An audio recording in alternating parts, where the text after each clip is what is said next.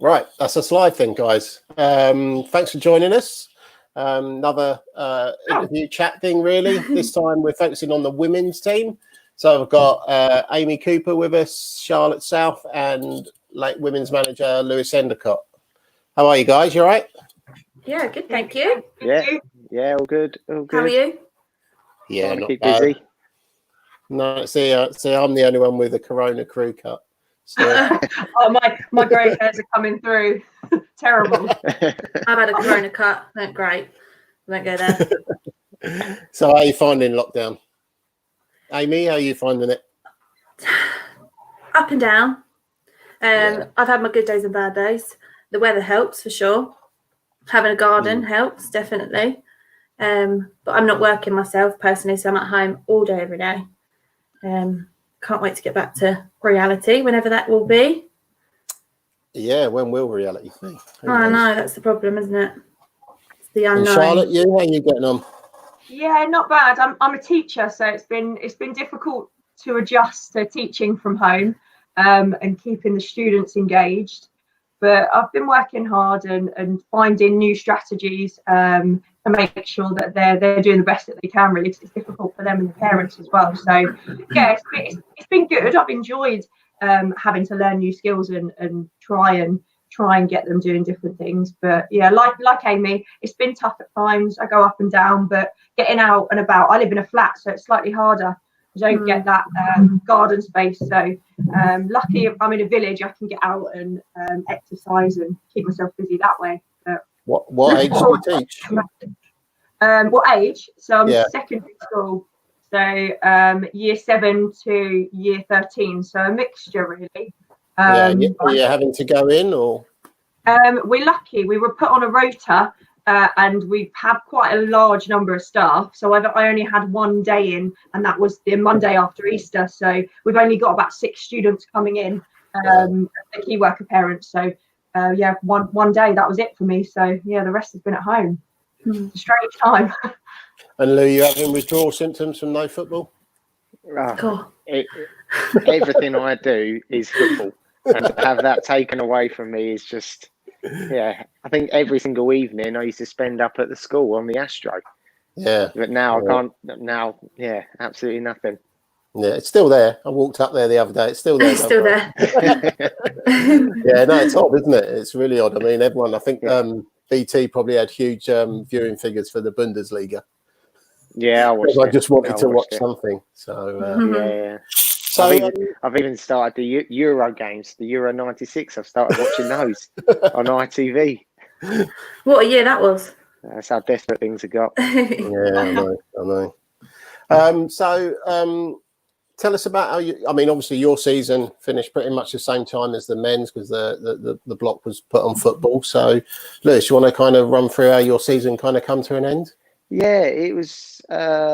It was a bit of a weird one, really, because as a season as a whole, we started really well, and then we had a bit of a blip around sort of Christmas, New Year, that sort of period, and then I think we went four weeks or so without a game. We just kept having so many games called off, and it was really hard for us to get any kind of momentum. I mean, we eventually got games played sort of around February time. We got to the semi-final of the League Cup. And we're just starting to get going again. Results were going our way, which was good, and then all of a sudden it just finishes.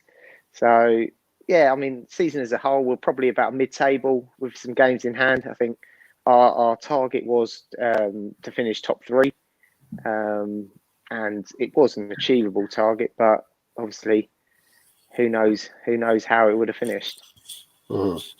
And it's just been null and void, like the men's as well.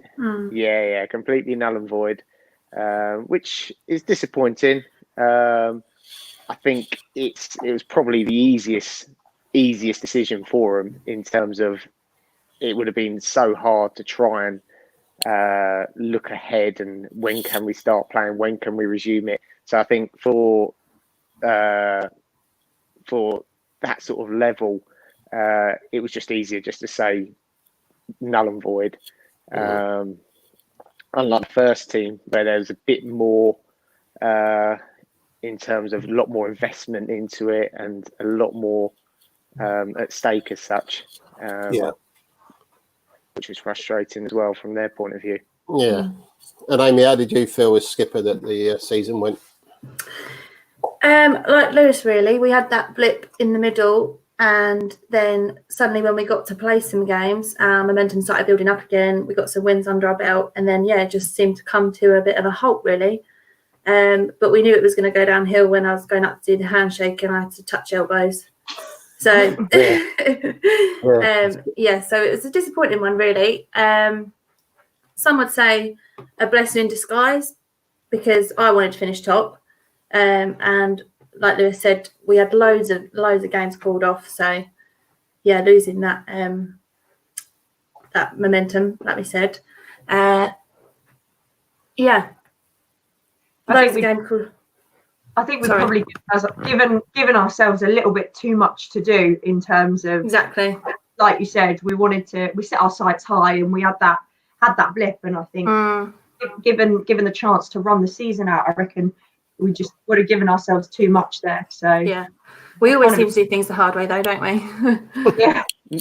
Neil, just to make you aware, I can't hear Amy, but I can hear everyone else.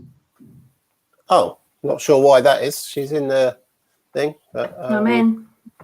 Yeah. Oh. If you ask me any questions, I can't hear you asking. All right. Okay. I don't know why that is. That's a bit of a strange one.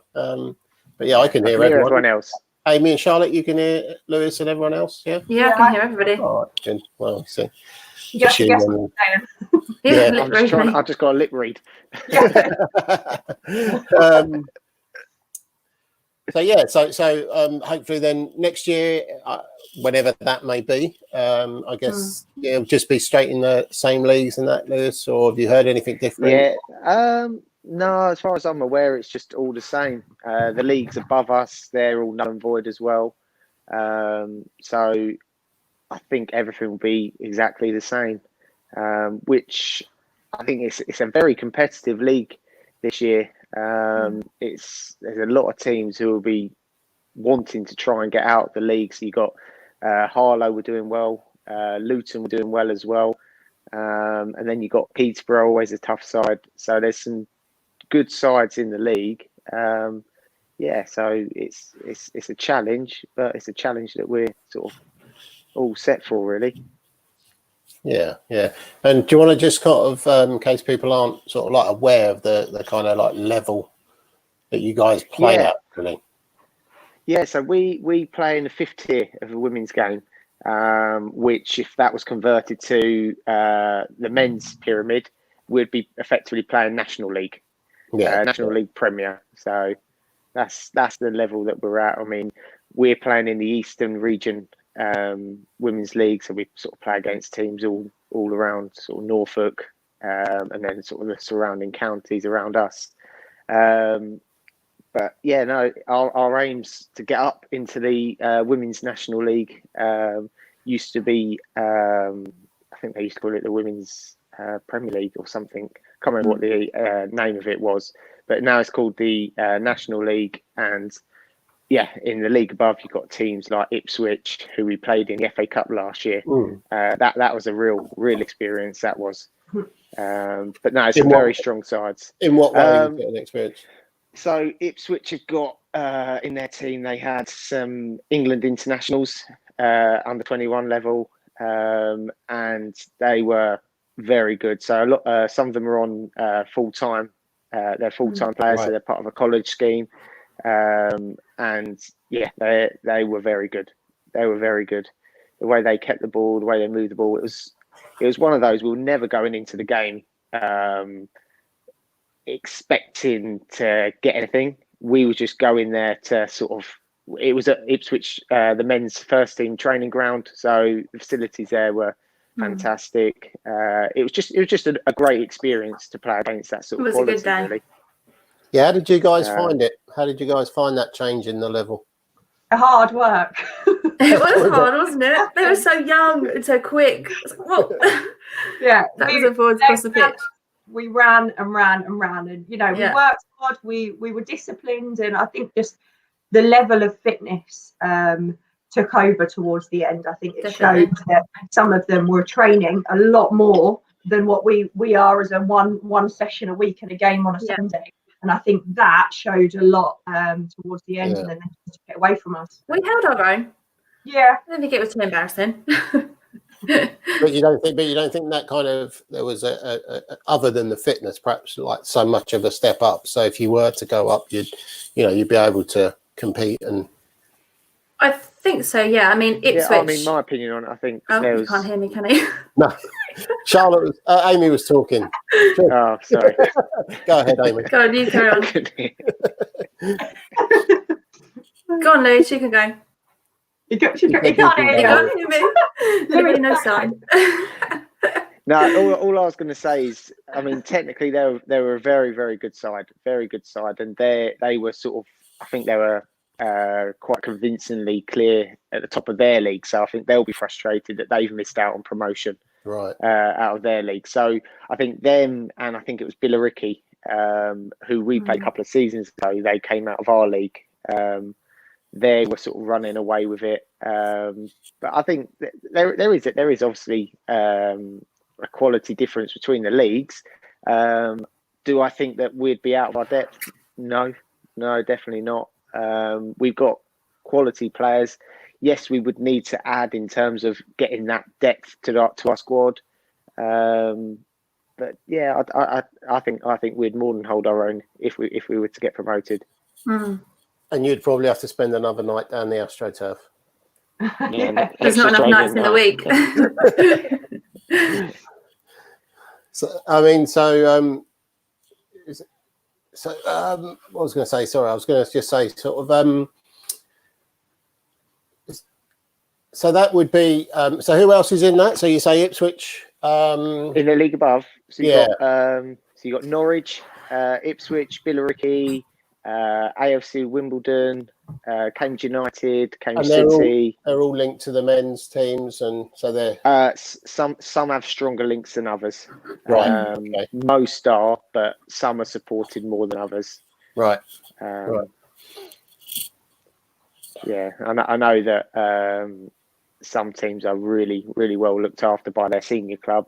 A bit like what we are, really. I mean, the support that we get as a club. I mean, I think with other teams, they're referred to as sort of is separate in terms of you get the women's section, but with us, it just feels completely one umbrella covers all, and it's just one big, almost bit of a family feel to what we have here. Definitely. And yeah, I can't praise the club enough for that. Yeah, no, I think that's an important thing, really. I don't think there should be that kind of separation, really. You know, if women's football is to continue to grow and get a better kind of coverage, kind of profile, I think it needs to be, taken alongside the men's and not be, such a separate entity. Yeah. But so because I noticed that it changed from ladies to women's. Was that a conscious decision in the name? Was that player led or? No, I mean, the league wrote to us because normally if you want to change your name, you have to give lots of notice and prior warning to that. But they wrote to us and said that quite a few teams are doing it. Is it something that you'd like to do? And I think it's something that we'd like to jump onto. I don't know, Coops or Shah, if you want to add anything on that. Yeah, to be honest, it was all of a sudden the WhatsApp group changed to Royston Town Women's. And oh, all right, what's going on here then? But no, personally, I don't know much about it. I know you just said it was more. I don't know if this is more of a mature status or what. I know you can't hear me, Lewis, but Shah, you wanted to. I was going to say, does it give formality across and consistency? If all the teams are going with that rather than ladies, I don't know, but yeah, I was happy with it either way, to be honest. Me too. But yeah, no, I think the leagues changed their names as well. So a lot of the leagues went from ladies to women's, and yeah, so that's sort of why they put it to all the clubs, whether we wanted to do it. Yeah, well, I think, as I say, I think it helps because obviously you got WSL, using women's everywhere, and it's the Women's World Cup. So that, as you say, Charlotte, that kind of consistency and that recognition kind of will help. How are you? How do you think the women's game is kind of growing and the kind of profile of it? Are you pleased the way it's going now, or getting the recognition? Yeah, definitely. I think since it's grown hugely in popularity, especially since I was at school and what I was exposed to and where it is now. I think it's huge. It's one of the most popular female sports in the UK, which is brilliant. Especially if I'm driving it as a PE teacher as well, seeing how many girls come to the school and are interested in it. And the number increases every year, which is brilliant. So access to social media, their role models, it's a lot easier to follow them and become engaged there. So definitely. I think it's going in the right direction. Yeah, and I know that. I mean, my daughter plays. She loves coming along to the games, both the men's and the women's. But I was saying to her, when I was at school, the girls did hockey and netball. Yeah, and that was it. There was no option for football and athletics in the summer. Maybe a bit of tennis, but that was it. But now that she's playing regularly, and she gets a magazine called She Kicks, which is from the Women's Football Association. She knows all the players. We've been along to see. I joke about this on a few of these times. I've inflicted West Ham on my kids, so we go along to see like the West Ham women a couple of times. And I think sort of that kind of coverage now as well, and featuring on a Saturday night, on the telly, it can only help really. It seemed to me that I think sorry, Lewis. It seemed to me that women's football was more recognised after the World Cup, like you said. I mean, I work in I'm a hairdresser, and the amount of clients that come through my salon and say, I tell them I play football, they can't believe it. Oh, is that since the World Cup? Did you get into that? I'm like, no, I've been playing football for 16 years, like before it was a thing. I went to a couple of dance lessons, hated it, and joined the football team. That's my story. So yeah, and it's my daughter's story. Yeah, exactly. I love it. No, that's good. So how did you guys get into it then? Charlotte, how did you get into football? To be honest, I've got a younger brother, and I guess it started from when we used to be playing outside and just having a kick around, and I just really loved it and enjoyed it. And it started from there, really. Predominantly, I was playing with the boys because, like I said, years ago when I was young, there weren't as many females interested. So, and I think that helped me in terms of my skill development, playing with the boys. And I just grew from my lower school, middle school, until I was invited to start at a local club, really.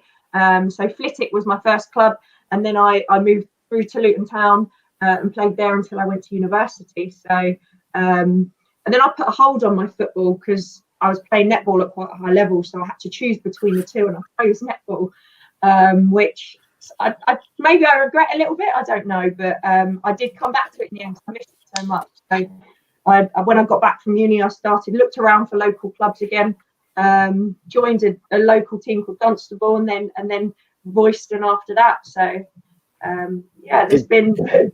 Did your university have a women's football team? Yeah, they did, but I chose to pursue my netball because I played at the Super League up there, so it was really intense, the training. But the university team was good. Do we mention the time when you went, come on, Dunstable? What's this, calling out the wrong team? Yes, you did. The first couple of games, it was so funny. Oh, dear. We were playing. I think we were You got playing. some stick for that. And I was like, yeah, we were playing Dunstable. Oh, right. What an error. It was. Don't let me live that down. Fine. And Amy, what about you? You say you've been playing 16 years. Yes. So I was born and bred into football. My dad played at quite a high level when he was younger. Like Charlotte, I've got a brother. He's older than me. Into every single sport. Even my mum, she's been following my dad around since she was 15 years old. So yeah, if you step into my house and you don't like football, you're asked to leave, I think. That's how it is. But no, I started playing when I was 8. One of the mums at my school started a girls' football team.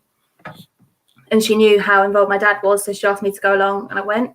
Scored on my debut, so loved it from then on. Really, I did athletics on a Sunday, and I was playing football on a Saturday. So every weekend, football Saturday morning, driving to athletics meet on a Sunday, and then I got to 15, and like Shah, I had to make the decision which one do I choose, because ladies football was a Sunday afternoon, and I chose football. And it does help, I suppose, the athletic side of it, being a centre back, going up for corners and getting back quickly. But I tore my hamstring when I was about 11 or 12, so I had a year out, and now back better than ever. So. Oh, good.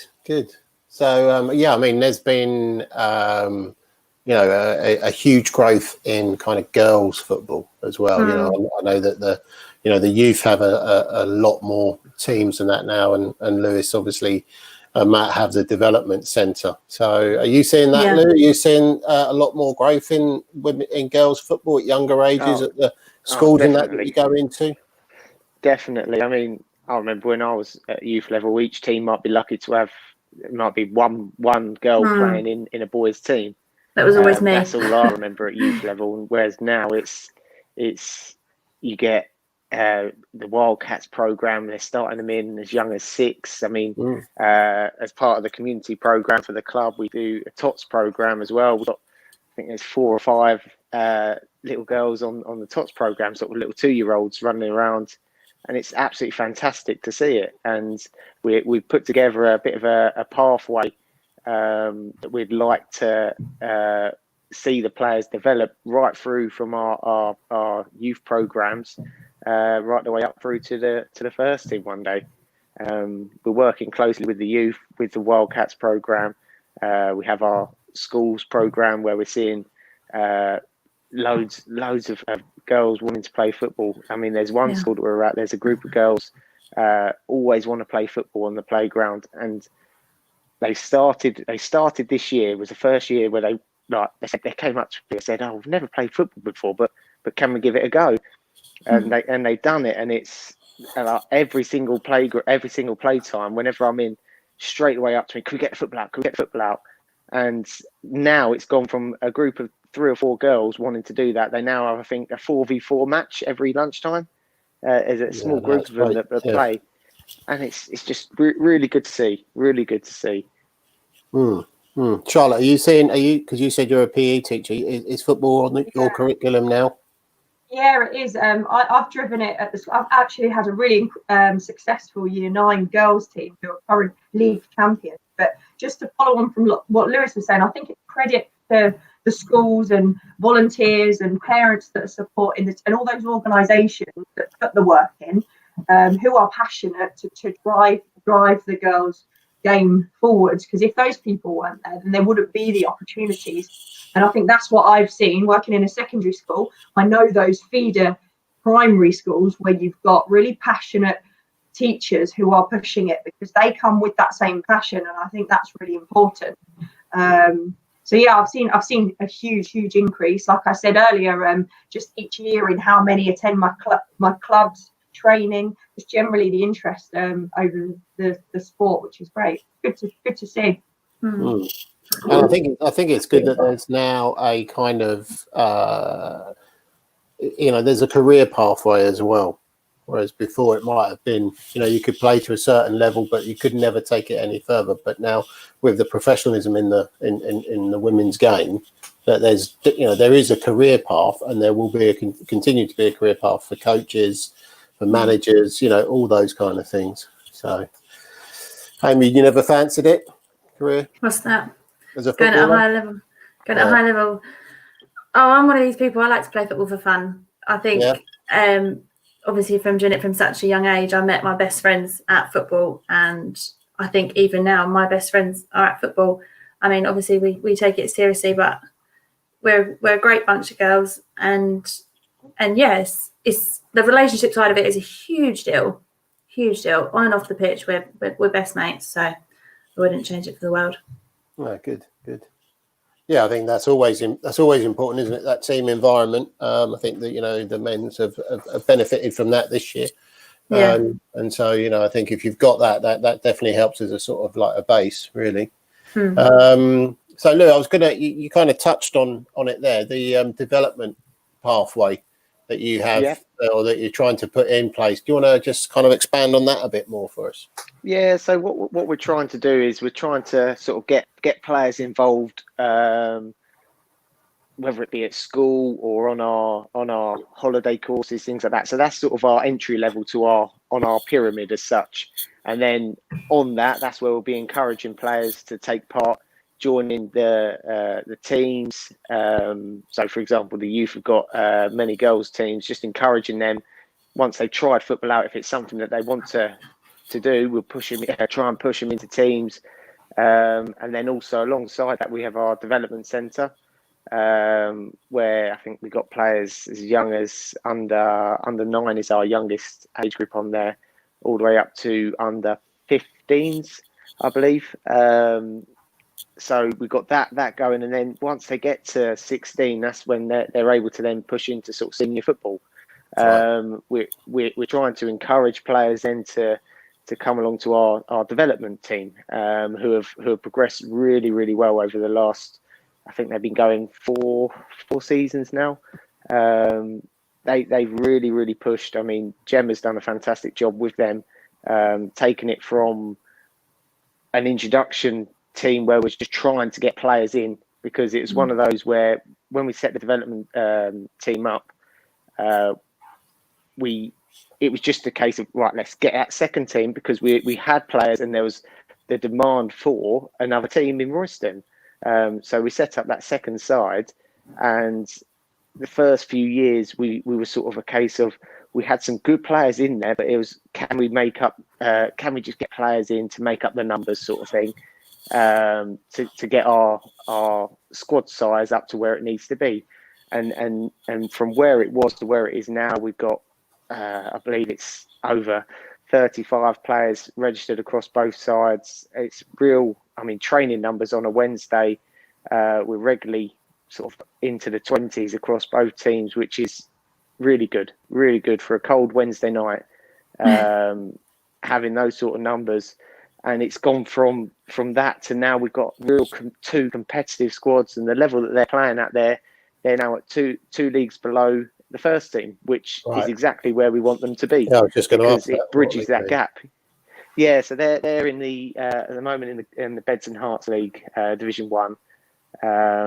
So they play against teams like Hitchin Ladies, Garston, sort of around, not too much travelling compared to the first team, but no, they've done really well. Well, I've got a comment here. It's from Lara Bowen. What about the ladies development squad? So we're touching on that now, Lara. Yeah.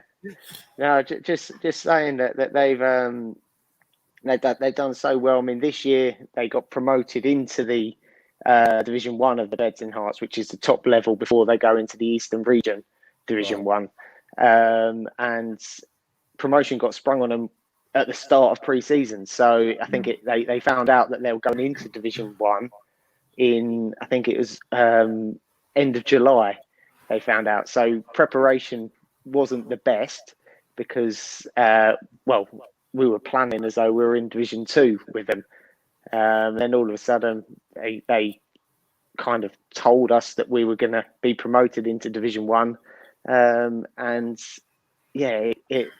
this season was all about staying in the league. And they were 8th in the league. They were doing really well before the season finished. Yeah. And that's exactly what we want from them. They got some fantastic young players. We've had players that have pushed up into the first team. I think this season we've had 3 or 4 that have pushed up into the first team and not come in just to make up the numbers within the first team. They come in and they've made a difference as well, which has been really pleasing to see. Some exciting young players as well. Amy, Charlotte, that's and they're very much part of the same group of you guys rather than separate. They're not, you're not kind of them and us. You're all one as a squad, yeah. Yeah. I think that's important, and there shouldn't be a separation between the two teams. Obviously, we're in different leagues, but we're part of the same club, and I think everyone needs to know they have that opportunity to break into the first team, and and everyone can push on and have that motivation to do it. And equally, you know, if people aren't performing in the first team, then accept that there is that movement up and down, and that we are as one, and that's how everybody should look at it, really.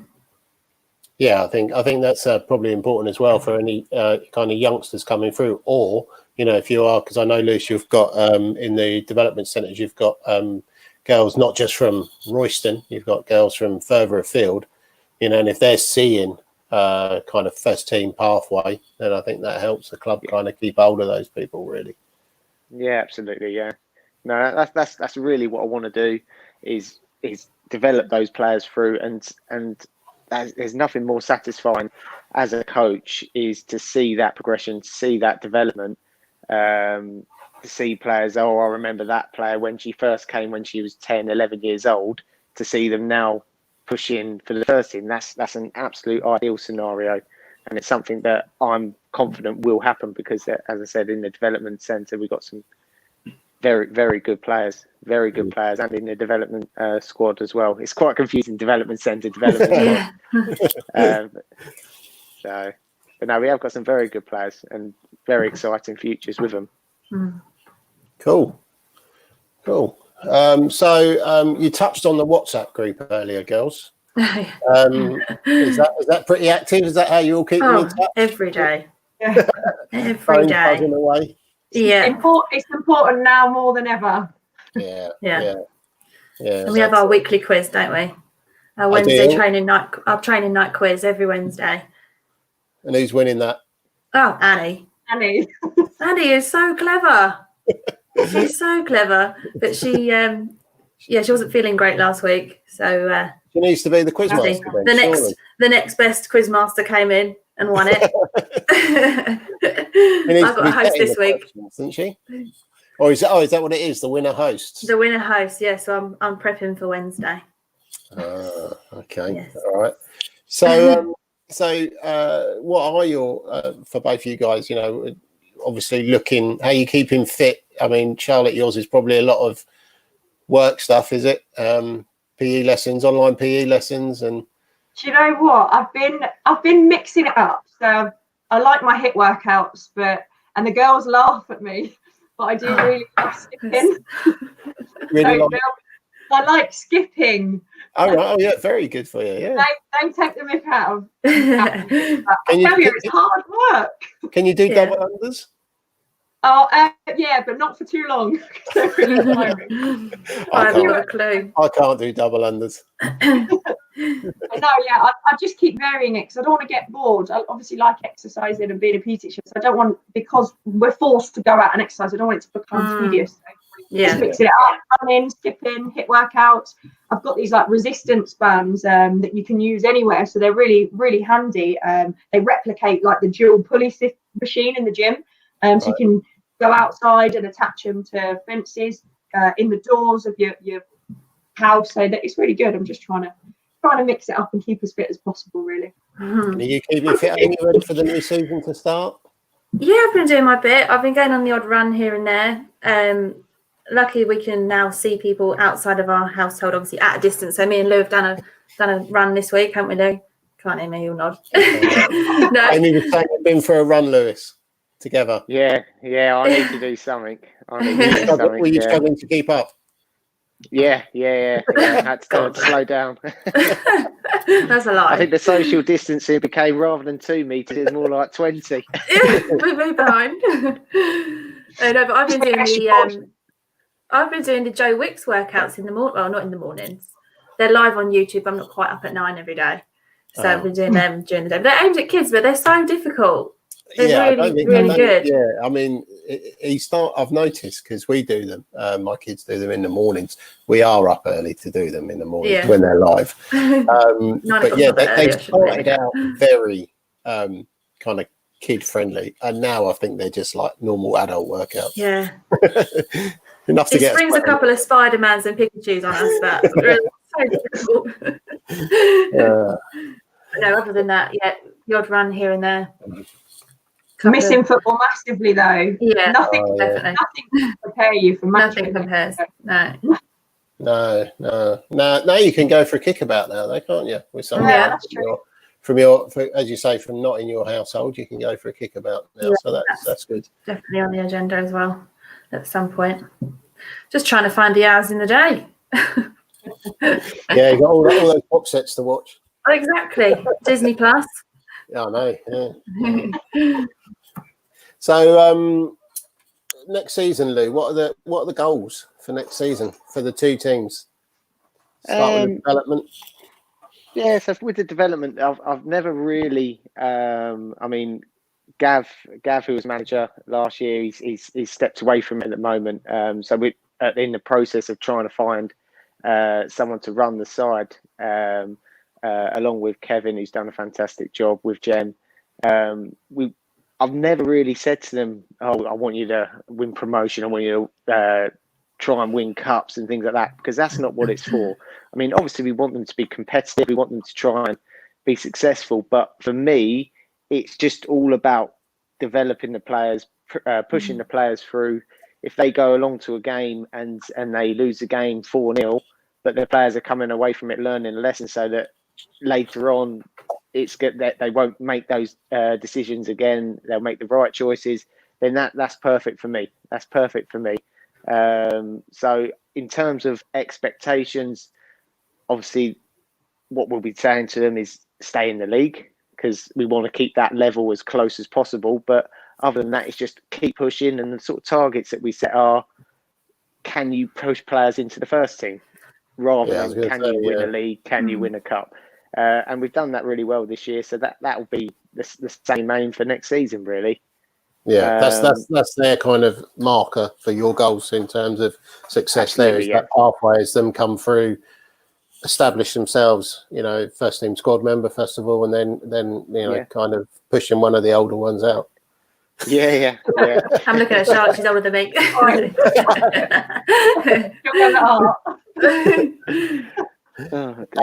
And the first team, we'll go through. Amy, do you have a goal for next season? What you want?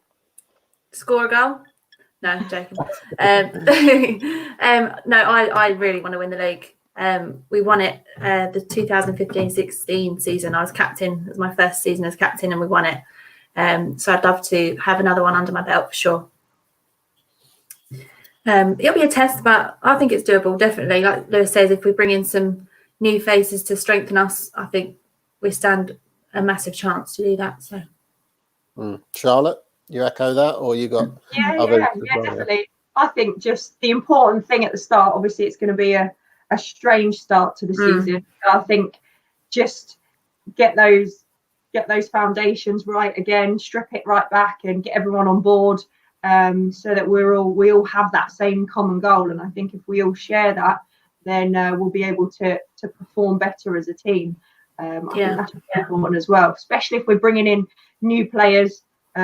Share those expectations, make sure we're consistent from the start, and then I think the football follows really after that. So I'm definitely up for winning.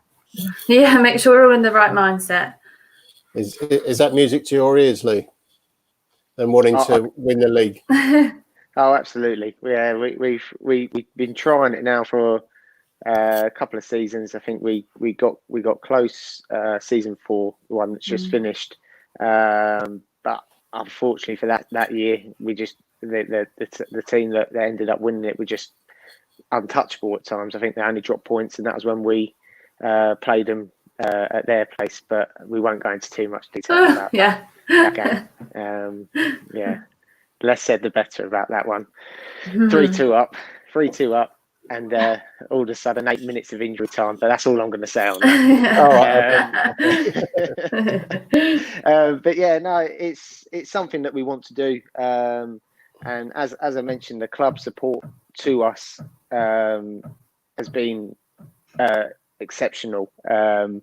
And what the club enabled us to introduce midway through the season last year was financial incentives to the players, to really help push us on to that next level. And it's something that will continue next year. And it's something that we are really, really striving to achieve. I mean, we've got we're looking at strengthening the squad for next season.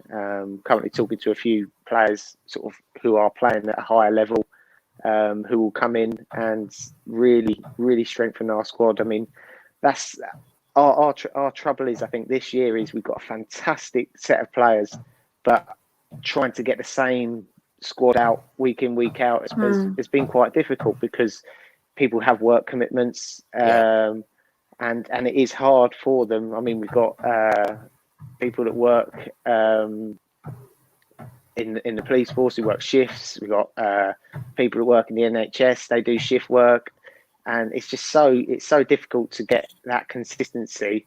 But I'm never going to turn around to someone and say, right, you shouldn't be working, you should be playing football. But it's something that we need, that strength in depth, so that when we do have players out, someone can then step in as well and really perform to the levels that we need if we want to get promoted. But no, promotion, number one aim, and then to do well in the cup as well. I mean, the FA Cup, we tend to do quite well in the FA Cup. I mean, this year we lost to Ipswich, which was a really good experience for us.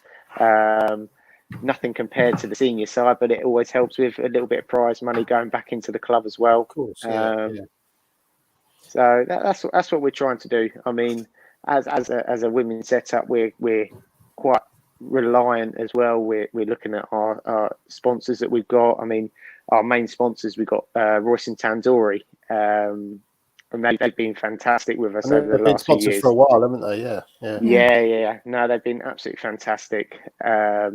And obviously we hope to keep hold of them. But no, they've been absolutely brilliant, and they've been really supportive as well of the club and promoting us. I mean, I actually got it through the letterbox the other day, their flyer, and then their flyer, it's got a team photo of us. Oh, wow. Their menu. Yeah, so it's they haven't been around our way yet with that.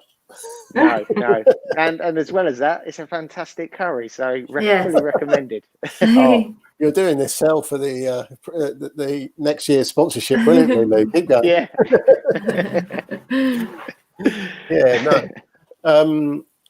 What was I was going to say, sort of like say, you're sort of like saying, Amy and Charlotte, there about sort of like getting off to a good start and, trying to avoid those blips, which is obviously what you need if you're pushing for titles and stuff. I think, I think we've found, with the men's team this year, and I'm sure it'll be the same with the women's, that's pretty much the secret to good gates. Winning teams and people want to come along and watch. And, I mean, as a club, I know that we're keen to, and I know Lewis is keen for us to kind of get more people through to watch you guys. I've been along quite a few times, and, the football is great. It's of a great standard, see some great goals. So, but I think that is the key. Obviously, as a club, we're going to try and push the women's team as much as possible, get it covered more on the website, and some highlights packages and stuff like that, maybe, and things like this. But so it's down to you guys to get winning. Definitely. We want nothing more. No, but I mean, do you know roughly what sort of numbers you're pulling in for a game, Amy, Charlotte? Not a huge deal, is there? What, so the spectators? Yeah. 20? 25, 30 maybe. I'm not 100% sure on numbers, but yeah, I think obviously with the help and support of the club in terms of driving it and social media and more of that, and like you say, if we get off to a good start with that positive atmosphere around it, and hopefully we can attract more fans in. Because it should be more than that, really. Yeah, the difference between a Saturday afternoon and a Sunday afternoon down there is quite amazing, really. I mean, I've been to a few first team games this year, and the difference is pretty phenomenal. But it'd be nice to see a few more faces, definitely. But I think with the social media and everything like that will help.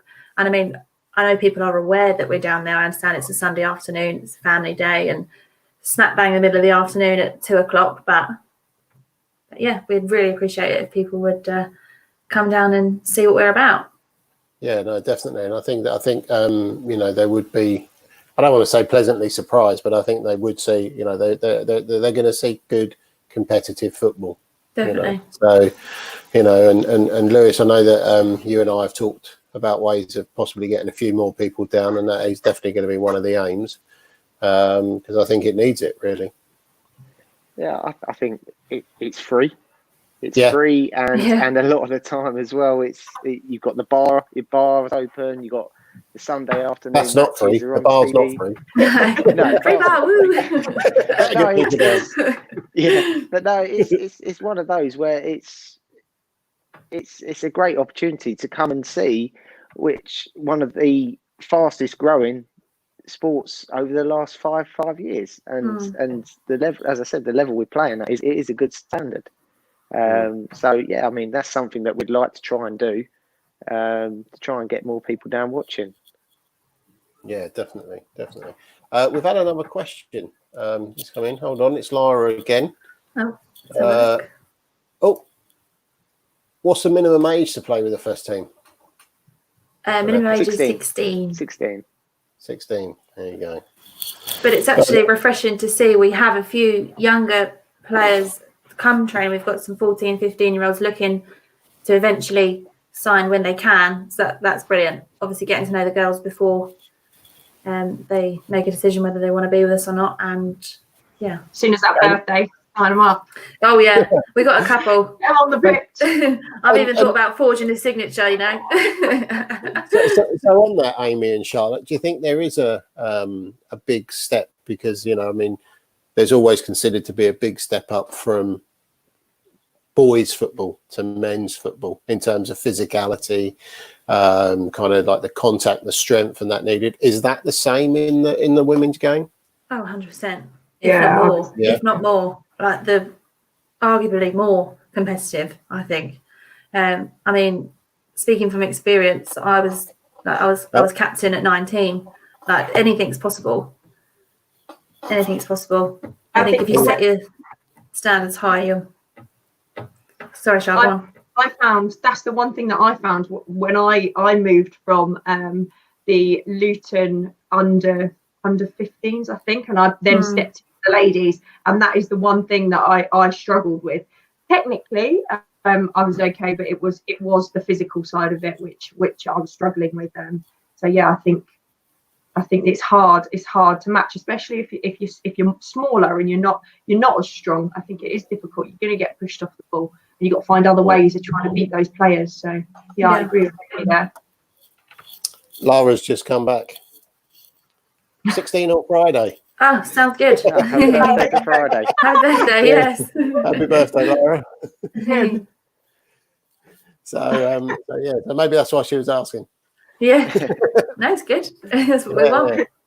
Yeah, no, I think that is always a big thing, isn't it? That step up, and I think if you have got the girls who are 14, 15 training with you, they'll get used to that a bit more, and then be able to go into either the development squad or the first team squad. Definitely. And we've all been there. We've all done it. You've got to start somewhere. Yeah, of course. Got to do it. And we're all nice and friendly. Even this? All of the time. Say that again, He has his moments. Most of the time. Most of the time, yeah. I've seen him on the sidelines. Just don't lose under Lewis's nose. Do not lose. You don't like last minute goals against, do you, Lee? No. Things are flying on the sideline. Yeah, I know. I've seen water bottles flying to the ground. Things are flying on the sideline. Oh yeah. Coops. Oh, sorry. But we're going to put it to a close shortly. But I do just want to sort of like reiterate again, that how pleasing it was that you as a group, made a donation towards the crowdfunding campaign, because I just want to kind of make sure, a lot of teams are doing these kind of crowdfunding campaigns and that at the moment. But, when you read through some of their project pages and stuff that they're putting up, there seems to be a real big focus on men's football and their men's first team and maintaining their thing. But ours isn't like that. Ours is not like that. Ours is, the money is not being ring fenced for the first team or anything like that. It's for the club. It goes across all of it. It's right down to the community stuff as well. So I appreciate you doing that, girls. And if you could spread the word, that would be awesome. Definitely. We appreciate it as well. We really appreciate it. We get so much support from the club. It's literally the least we can do. It's nice to have it's nice to be able to have the opportunity to give something back to them and to show that we do really appreciate it. So yeah, cool. Well, just keep sharing all the stuff that we stick out. We'll do. Even if it is a dodgy picture of me. Oh, sorry. I'll give you editorial approval next time. Yes, please. Charlotte, are you happy with yours or not? Yeah. She loved that picture. You love that photo. To be fair, that is a great shot, and it is great to use on sort of like posters and stuff. Yeah. And Lewis, you happy with your picture I used? I was a little bit disappointed, to be fair. Charles has got a nice face, isn't she? She's one of them. Lewis looking mean and moody in his. So. In the zone. Lewis, moody, really? No, it was good. Lucky you can't hear what she's saying, Lewis. No. Yeah. You'll be ringing me in a minute. What did you say? The whole conversation again. Yeah. No. Thanks a lot for tonight, guys. Thank you. Let's make sure it's not the last. We can do this throughout the season and stuff, and see how you guys are getting on once the season gets started. So cool. Cheers. Yeah, thanks a lot, Neil. Thanks for everything you do. Really good. Bye.